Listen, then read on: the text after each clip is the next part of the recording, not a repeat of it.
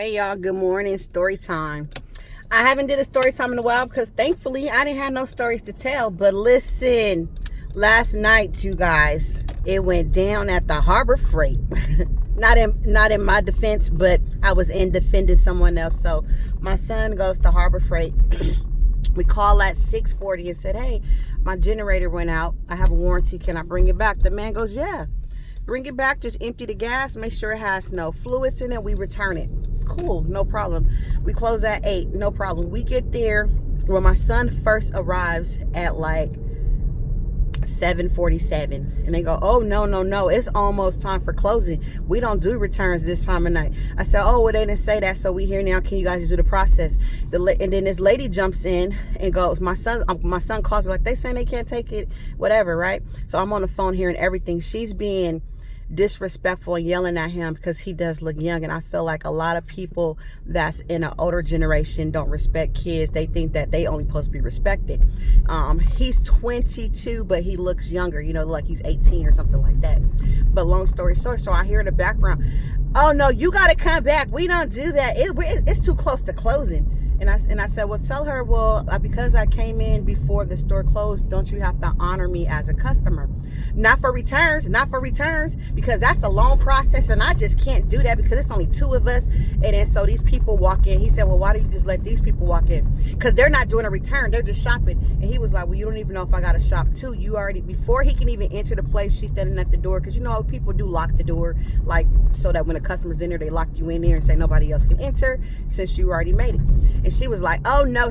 And I'm looking like, well, let me come up there. So I come up there, you guys, because it's literally around the corner from my home. And I go, ma'am, it's not the principle that what you saying that you can't take them, is how you saying it. That's why I'm here, because I feel like it's sad that you people are biased towards people age, and they age discriminate against people, and they feel that they can bully them.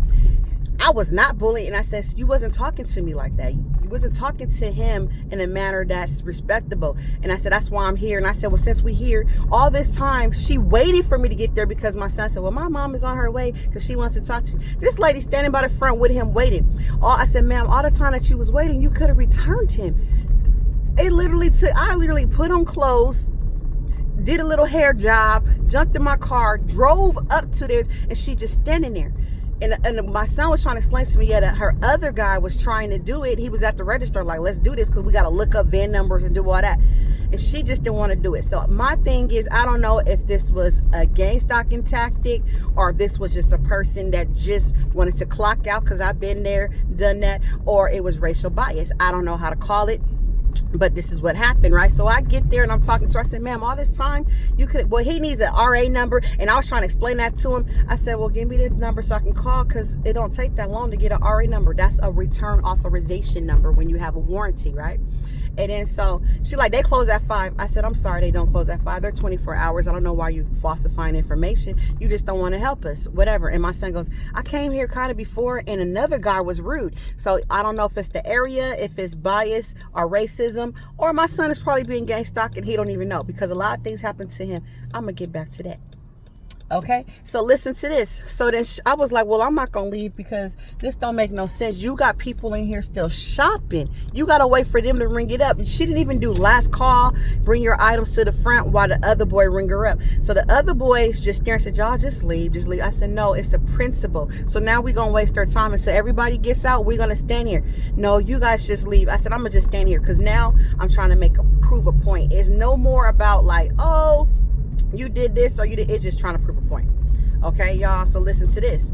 So she goes, I'm gonna call the police. I said, oh my goodness, now we need to run. I was like, girl, call the police, because I want to waste your time anymore. So let's wait for the police to come, because all this time you're talking about you can't get overtime, you're not allowed to do this, you're just standing there, when all this time you could have been helping us, right? And so then she goes, okay, I'm gonna call. I said, call the police. The police get there.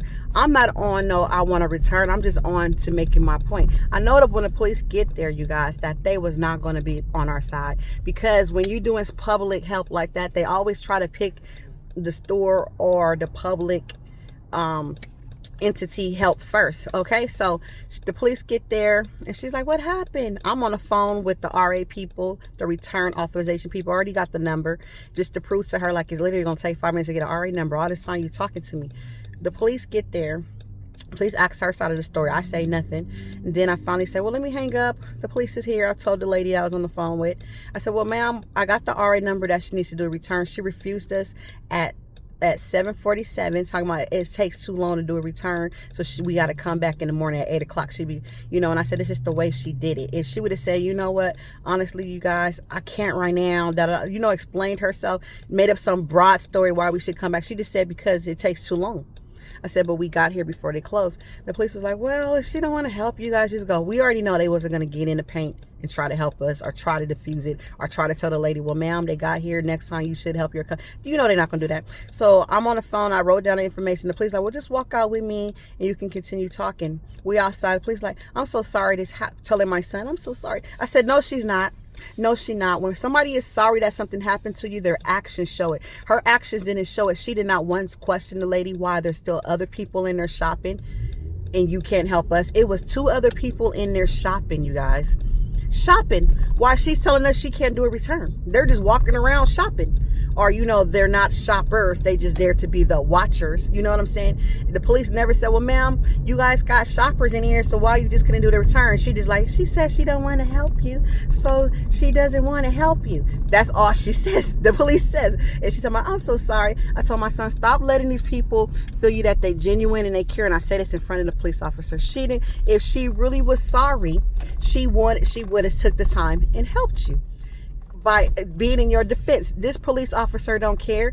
This is just what they use as a defense mechanism to diffuse the problem, to make you feel like they care so you can calm down and they can walk you out without you being combative. Right? That's what they do. Redirect the situation by saying kind words to make you feel as if they do care when they really don't. So I told my son, stop explaining to people she don't care. And then the police officer gonna turn around to me. Don't be the problem. Be the solution.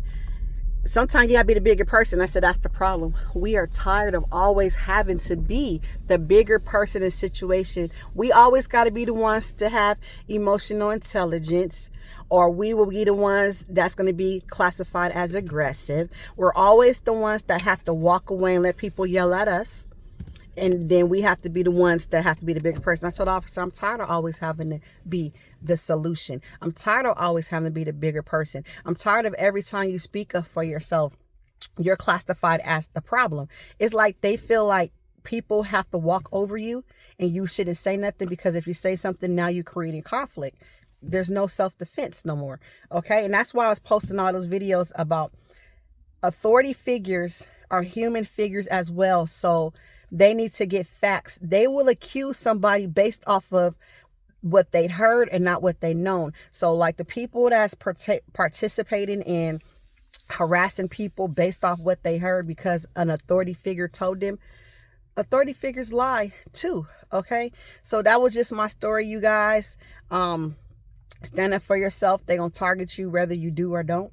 I did in a manner, I'm not getting physical. I'm not yelling. I'm talking to her with my words and my knowledge. And that's the way you handle the problem. But yeah, I think my son's the target. That's the one that I felt that was targeted at birth, because when he was born, the hospital kept my son an extra week, running tests on him, like tests we never, oh, can we try this test on him? Like asking me. And I'm like, I gave him my consent because, I didn't know no better. Then that's the one they wanted us to live in the Ronald McDonald home to run tests on his brain, all this type of crazy stuff. And stuff be happening to him. Somebody used his work identification and booked appointments and saying they was working with his company. He's a single employer. He's self-employed. He doesn't have any co-workers. His every other month, his accounts get hacked. He got to shut down his cards. All stuff like this happens to him. And I always come in his defense. You know what I'm saying? This started with him. But yeah, it's important to defend yourself the best way you know how. You let me know if this was a targeting situation, racial bias, or just someone that don't want to work. What's your opinion after hearing the story? I ramble and try to talk fast because I have a limited time in the morning to get my stories out. But these are the most convenient time for me to get my stories out because I'm by myself. I don't like bringing this stuff up in front of my kids and stuff like that. They know what's going on, but I don't want to have them to keep revisiting and revisiting and revisiting what's going on. But yeah, sometimes you gotta be the solution and not the problem. Because I stood up for myself, we are the problem. Because I'm telling my son the truth in front of you, that's the problem. They don't want you to educate people and let them know that you know what they're doing to you. If that's the case, if you want to take it there. So all the people that lived before us, Muhammad, what's his name? Gitsu, all these people that stood up for their rights, they're the problem, or what is a solution? They caused the problem to gain a solution, period.